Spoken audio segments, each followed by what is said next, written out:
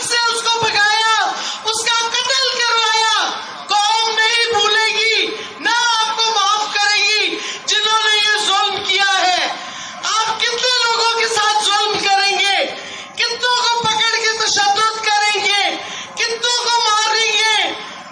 हर जगह से इमरान खान के पीछे कौम निकलेगी और हम नहीं डरते आपसे। कर लो जो करना है, देखेंगे हम आजादी के लिए लड़े हैं, हम अपनी आजादी लेके रहेंगे।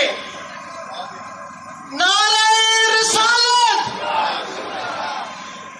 नारे तकबीर, नारे हैदरी, हैदरी, हैदरी।